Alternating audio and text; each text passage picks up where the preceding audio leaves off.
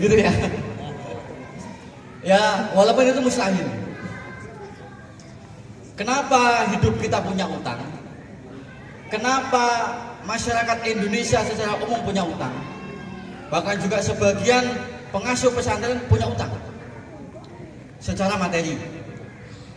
Karena pada dasarnya manusia itu sebelum datang ke dalam rahim perempuan itu sudah diberi beban utang yang namanya dinul Islam. Ad-din itu bermakna hutang. Jadi bohong kalau ada ngomong din itu agama. Agama itu apa sih? Agama itu kan tidak agama remeng-remeng, tidak remeng-remeng kan. Wong ini din itu jelas. Dia itu statusnya itu hutang. Hutang yang harus kita bayarkan di muka bumi. Yang nantinya akan ditagih oleh debt collector namanya Munkar dan Nakir. Kurang lebih gitu. Ya ini serius dan realita. Dan nanti ada iblis-iblis gitu ya. Semacam kampanye gitu kan, cuman utang kita nambah. Ya semacam kayak yang tukang nambah-nambahin utang kita apa nih? Kreditan kulkas, kreditan motor, yang baru ini pinjol gitu ya. Itu mereka itu pasukan iblis sebenarnya. Supaya kita nambah utang. Bayangin loh, sampai ada yang membunuh anaknya gitu kan, sampai ada yang gantung diri, sampai ada yang berhari-hari nungguin di pesantren saya supaya utangnya cepat lunas gitu. Padahal saya sendiri utangnya belum lunas. Iya. Dan alhamdulillah ya termasuk kategori utangnya yang besar gitu ya. Untuk itu dalam kajian tasawuf, apa itu tasawuf? Tasawuf adalah salah satu metode untuk melunasi hutang yang paling pokok. Kita punya hutang pokok. Sebelum kita lahir ke muka bumi ini kita ini dikasih hutang pokok. Apa hutang pokoknya? Ada yang tahu Ibu? Hadiahnya piring selusin. Nggak ada? Oh ini kalian mau ya? Ini mohon maaf ya Pak ya. Hutang pokok yang kita miliki dari Allah Subhanahu wa Ta'ala yang tidak ada bunganya, tidak ada potongan diskon administrasi. Hutang pokoknya adalah la ilaha illallah. Dan tasawuf salah satu yang diajarkan oleh beliau Kiai Muklis adalah metode cara melunasi hutang pokok tersebut. Supaya kalau kita mati ditagih sama debt collector yang namanya Munkar dan Nakir di kuburan. Kalau ketemu tapi ya, kalau saya insya Allah ketemu.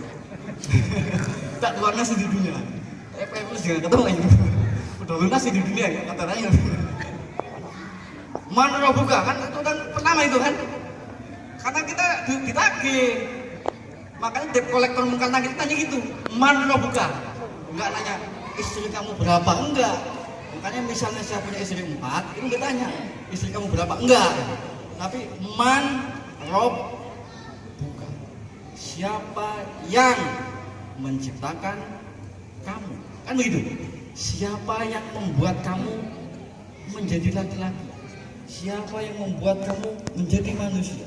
Siapa yang membuat kamu menjadi koruptor? Siapa yang membuat kamu menjadi pagar nusa? Siapa yang membuat kamu jadi moderat? Kan ini. Man buka. Ini pertanyaan debt collector yang pertama ini. Dan tolong harap waspada. Karena kadang-kadang kita juga terjadi tadi yang Bung Iswani sampaikan, ada penggorengan.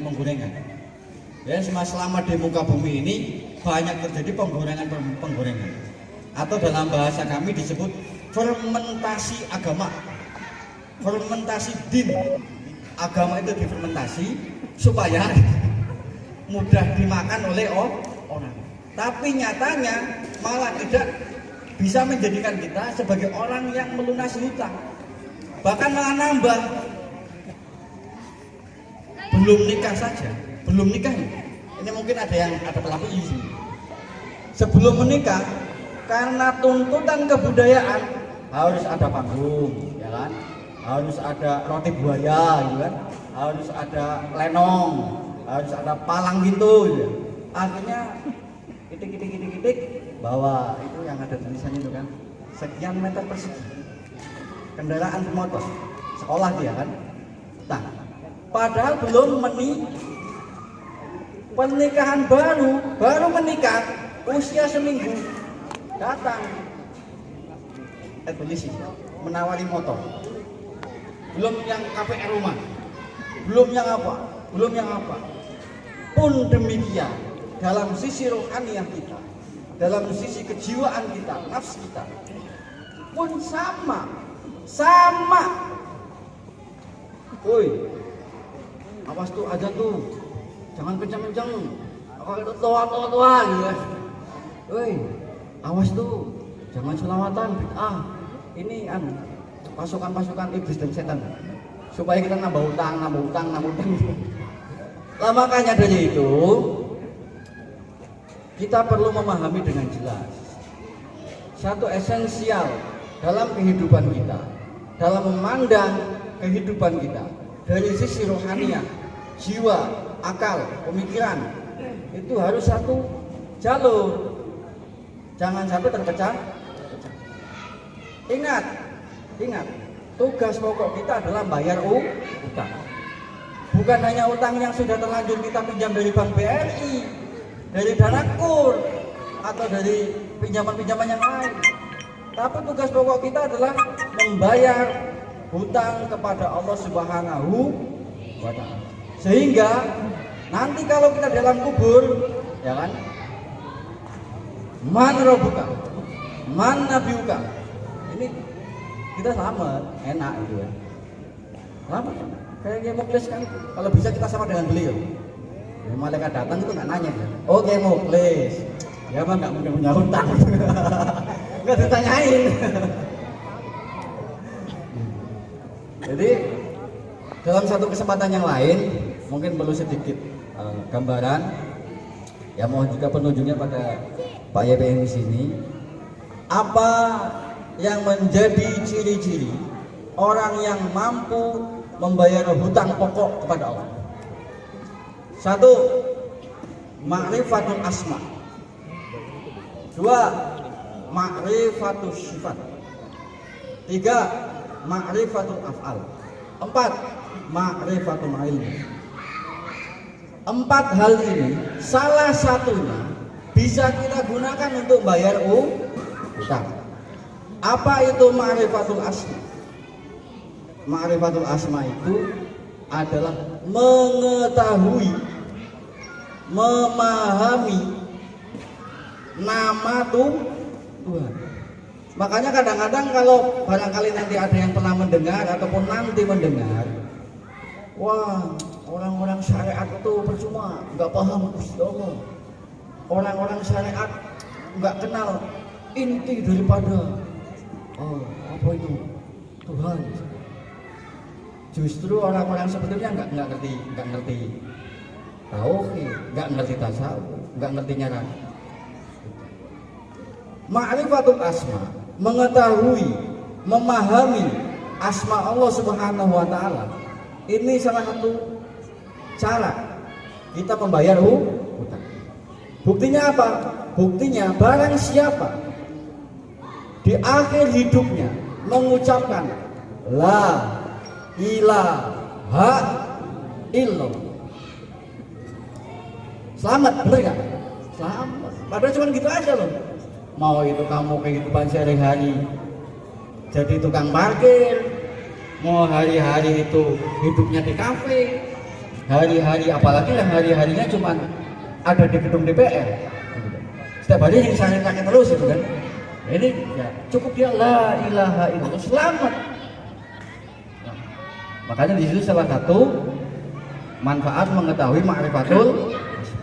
Berarti fa insyaallah bapak-bapak dan ibu-ibu yang di sini yang sudah mengetahui bahwa nama Tuhan kita adalah Allah Subhanahu wa Ta'ala, insyaallah akan selamat ketika ketemu dengan debt collector.